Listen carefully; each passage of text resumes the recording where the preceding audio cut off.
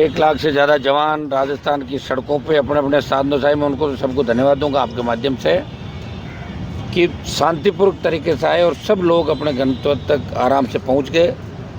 सरकार ने उस दिन हमसे वादा किया कि हम बहुत गंभीर हैं और ये तय है कि अगर रैली नहीं होती तो सरकार कोर्ट में लिख के देती कि भर्ती रद्द नहीं कर रहे हैं। इस रैली से दिल्ली तक सरकार की पोल पट्टी खुल गई, दिल्ली सत्ते में आ गई। प्रदेश के अंदर ये बात चली कि ये राजस्थान के नौजवानों का आक्रोश था, ये कोई राजनीतिक रैली नहीं थी।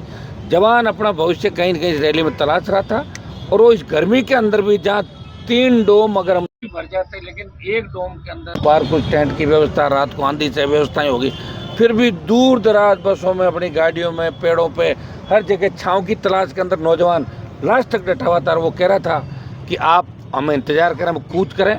और कूच हमने इसलिए नहीं किया कि लॉ जिम्मेदारी है उन बच्चों को वापस कैसे पहुँचे। अभी बहुत लंबी लड़ाई लड़नी पड़ेगी, अभी बहुत सी लड़ाई और हमें राजस्थान प्रदेश को बचाने के लिए लड़नी है। क्योंकि जब दोनों पार्टियां हाथ मिला लेती जो हमेशा सत्तारूढ़ रही, तब नई क्रांति होती है। और जयपुर की रैली ने एक नई क्रांति का आगाज किया नौजवान ने। जिस तरह आज़ादी के आंदोलन में 1857 की क्रांति थी, 25 तारीख का जो उबाल था वो 1857 की क्रांति की जैसा ही था। अब राजस्थान का नौजवान निश्चित रूप से बदलाव के मूड के अंदर है और हम आंदोलन हमने समाप्त नहीं किया। कल ही हम वापस यहाँ आ गए थे, आज भी धरना स्थल पे धरना हमारा जारी है।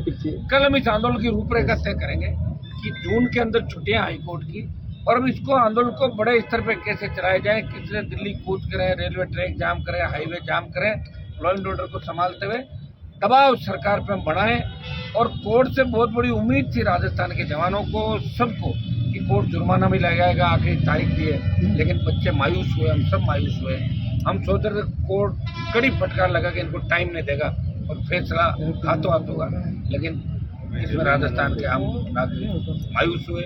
हाई कोर्ट में टिप्पणी नहीं कर सकता, लेकिन कोर्ट जहाँ न्यायपालिका विधायिका कार्यपालिका, विधायिका कानून बनाती है, न्यायपालिका का पालन कराती है और कार्यपालिका पालन करती है। लेकिन हाईकोर्ट का जो सख्त रवैया था, अचानक से वो हाईकोर्ट का सख्त रवैया नरम कैसे पड़ गया, ये देश के अंदर, प्रदेश के अंदर बात चली। ये मैं नहीं कह रहा हूँ, राजस्थान के नौजवान इस बात को लिख भी रहा कहीं थे, थोड़ा इससे हताश हुए।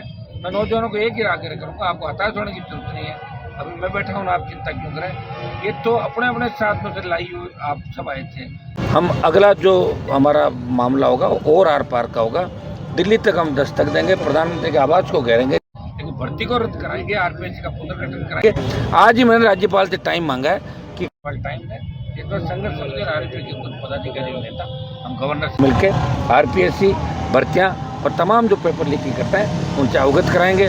प्रधानमंत्री और गृह मंत्री से मिलने का भी समय मांगूंगा बच्चों के लिए।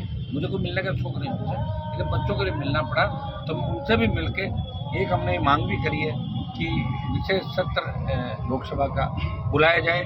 सीज फायर के अंदर जिस तरह अमेरिका ने पंचायत रैलियां बढ़ चढ़ के कांग्रेस के हम जय हिंद यात्रा निकालने, बीजेपी करेगा हम जीत गए। विशेष सत्र के अंदर सरकार ने किया और देश ने क्या, तो विशेष सत्र की मांग मैंने भी मेरे दल की तरफ से करी है कि विशेष सत्र बुला के देश की जनता को, प्रधानमंत्री को जवाब देना चाहिए। तो सरकार हाईकोर्ट में रद्द करने की सिफारिश तो कर चुकी है, तो बार बार ये सिफारिश, फिर बैठक, फिर उसी एसआईटी कमेटी की रिपोर्ट सिफारिश रद्द करने की सिफारिश कर चुकी है। हाँ, तो इसीलिए तो मुझे लग रहा है कहीं भर्ती इसके साथ भजन लाल जी भी नहीं चले जाए साथ कि भाई भर्ती भी रद्द करो, इनको भी फेरी करो। मुझे ऐसा लग रहा है क्योंकि कोई आदमी अगर अक्षम है, वो सक्षम नहीं है, तो फिर कहते हैं भर्ती भी करो, इसको भी फेरी करो, दूसरे को बिठाओ।